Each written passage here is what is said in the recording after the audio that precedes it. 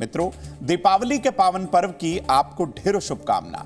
भगवान मंगल मूर्ति के साथ ही देवी महालक्ष्मी का परम आशीर्वाद आप और आपके परिवार पर बना रहे, ऐसा ज्योतिष गुरु आपके लिए कामना करते हैं। मित्रों, हमारे हिंदू धर्म में दीपावली के त्योहार को विशेष तौर पर बहुत महत्वपूर्ण माना गया है। बहुत ज्यादा इसकी महत्ता है।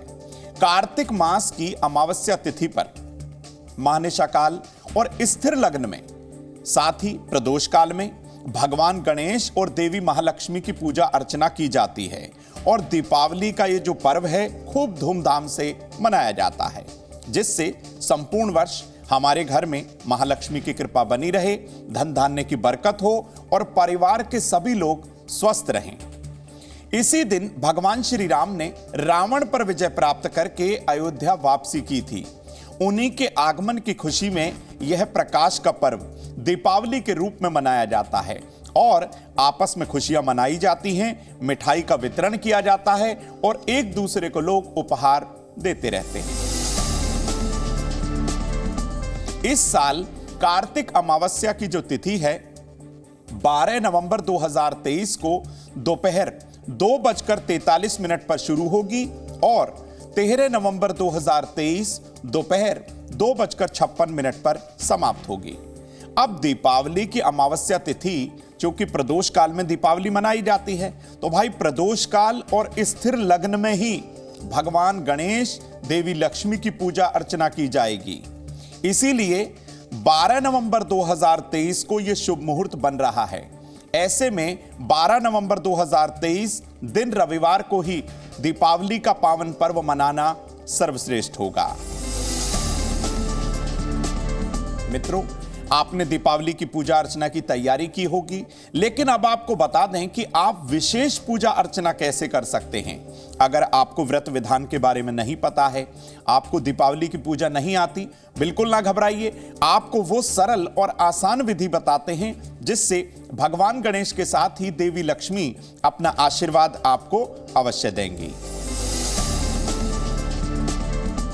देखिए, दीपावली के पर्व पर भगवान गणेश और देवी लक्ष्मी की पूजा अर्चना करने का विधान है। ऐसा करने से सारा साल आपके घर में अन्न और धन की बरकत रहती है, परिवार के सभी लोग स्वस्थ रहते हैं।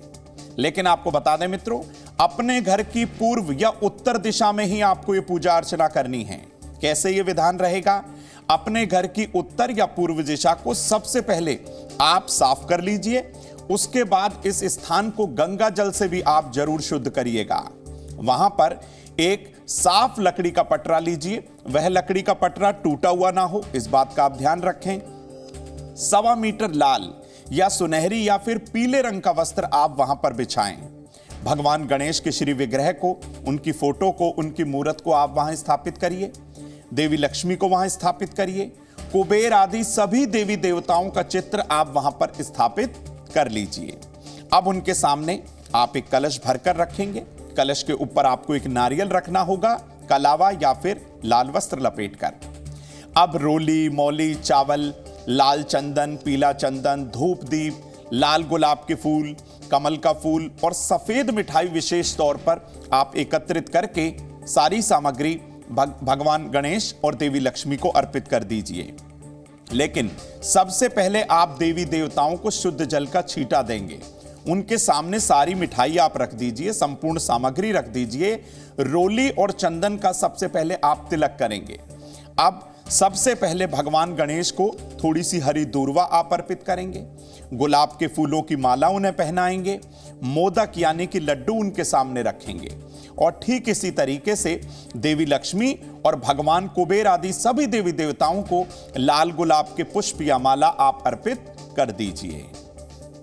अब स्थिर लगन, उस स्थिर लगन में ही महानिशा काल में या स्थिर लगन में या फिर प्रदोष काल में जब वृषभ लगन हो तो आप किसी आसन पर बैठ जाएं और अपने दाएं हाथ में आपको जल लेना है। देवी लक्ष्मी के अपने घर में हमेशा हमेशा रहने की आपको प्रार्थना करनी है कि देवी लक्ष्मी आप हमारे घर में चिरस्थायी रूप से रहने के लिए आइए और हमेशा हमेशा के लिए आप यहां पर निवास करिए। ऐसी प्रार्थना कर कर मन ही मन कामना बोलकर यह जल अपनी दाईं ओर धरती पर गिरा दीजिए। ओम गंग गणपते नमः इस मंत्र का 108 बार, ओम ह्रीम श्रीम महालक्ष्मी नमः इस मंत्र का भी 108 बार। या तो आप शुद्ध स्फटिक की माला ले लीजिए या शुद्ध कमलगट्टे की माला लीजिए और इन मंत्रों का 108 बार आपको जाप करना है। ये आपको बता दूं मित्रों कि ये जो माला है पहले से इस्तेमाल या प्रयोग में ना की हुई हो, इसका आप ध्यान रखिएगा। जाप के बाद सभी देवी देवताओं को आप सफेद मिठाई, साबूदाने की खीर, चावल की खीर, पंचमेवा का भोग लगाइए और फिर से आप अपने घर में देवी लक्ष्मी के स्थायी रूप से रहने की प्रार्थना देवी लक्ष्मी से करेंगे कि हे मां, हमारे घर में आपका स्वागत है, आप हमेशा हमेशा के लिए यहां पर निवास करें। अब घर की सबसे बड़ी बुजुर्ग महिला या घर की सबसे छोटी कन्या को यह प्रसाद दीजिए, उसके बाद ही आप स्वयं प्रसाद खाइएगा। इससे पहले आप प्रसाद अगर किसी सुहागन स्त्री को दें तो यह भी आपके लिए सर्वोत्तम होगा। मित्रों, अब हमने आपको बताया कि भाई वृषभ लगन या महानिशा काल या फिर स्थिर लगन, तो ये कब है, कब ये मुहूर्त रहेगा, आप इसे नोट करिए।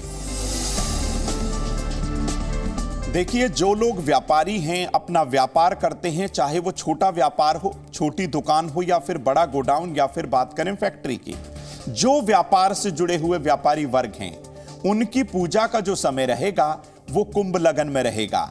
तो भाई 12 नवंबर 2023 दोपहर 1:27 से और 2:45 तक कुंभ लगन है। इसी दौरान चतुर्दशी तिथि का समापन भी हो जाएगा और इसी दौरान दीपावली का शुभारंभ भी होगा। तो ऐसे में आप इस स्थिर लगन के अंदर जो व्यापार से जुड़े हुए लोग हैं, देवी लक्ष्मी की पूजा अर्चना अपने व्यापारिक स्थल पर जरूर करें। गृहस्थ जो लोग हैं, जो लोग शाम की पूजा अर्चना अपने घर पर करना चाहते हैं, वह सभी लोग शाम के समय वृषभ लगन जो समय रहेगा शाम 5:40 से शाम 7:34 तक, आप इस समय देवी लक्ष्मी को, भगवान गणेश को अपने घर की उत्तर दिशा में स्थापित करके, हो सके तो लाल आसन पर बैठकर उनकी उपासना करिए, उनका ध्यान करिए और हमेशा हमेशा के लिए उन्हें अपने घर में रहने की प्रार्थना आप जरूर करिएगा। अब निश्चित काल का आप समय नोट कर लीजिए। रात 11:39 से 12:31 तक, ये 12:31 13 नवंबर 2023 की होगी, यानी कि 12:31 AM। अब महानिशा काल जो रात्रि का समय रहेगा, उसका समय और मुहूर्त आप नोट करें। 13 नवंबर 2023 को सिंह लगन रहेगा, यानी कि 12:13 AM से और 2:25 AM यानी कि सुबह तक। ये वो समय रहेगा जब आप देवी लक्ष्मी की उपासना करेंगे, उनसे अपने घर में हमेशा हमेशा के रहने के लिए प्रार्थना जरूर करेंगे। मित्रों, अब आपको बताते हैं कि दीपावली के पावन पर्व पर कहां और कितने आपको दीपक प्रज्वलित करने चाहिए। देखिए, दीपक प्रज्वलन करने से अंधकार का नाश होता है और दीपावली का जो पावन पर्व है, सभी लोग अपने घर में दीपक जलाते हैं। तो भाई इस बात को आप नोट कर लीजिए कि दीपावली पर विशेष तौर पर यह दीपोत्सव मनाया जाता है, क्योंकि दीपक के जलाने से अंधकार तो नष्ट होता ही है, मन में एक सकारात्मक ऊर्जा का आभास होने लगता है, जीवन में एक नए सवेरे का उदय होने लगता है, जो कि हर व्यक्ति की एक प्रबल इच्छा होती है। दीपावली की पूजा अर्चना करते समय भगवान गणेश, देवी लक्ष्मी दोनों के सामने, भगवान कुबेर के सामने भी कम से कम आप 27 की संख्या में दीपक जलाएं, यानी कि 27, 9 भगवान गणेश, 9 लक्ष्मी और 9 कुबेर जी के सामने आप ये दीपक जलाइएगा। अब सभी दीपक या तो सरसों के तेल के हों या शुद्ध घी के हों तो अच्छा रहेगा। भगवान गणेश और देवी लक्ष्मी से अपने घर में अन्न धन की प्रार्थना करते हुए और सभी रोगों के नाश की कामना करते हुए यह दीपक अपने घर की छत, अपने घर के हर कमरे, अपने घर के प्रांगण, आंगन और घर के मुख्य द्वार पर आप प्रज्वलित कर दीजिए। ऐसा करने से आपके घर में जितने जो सदस्य हैं, वो जो रोग से ग्रसित हैं, धीरे धीरे उनका रोग कम होगा।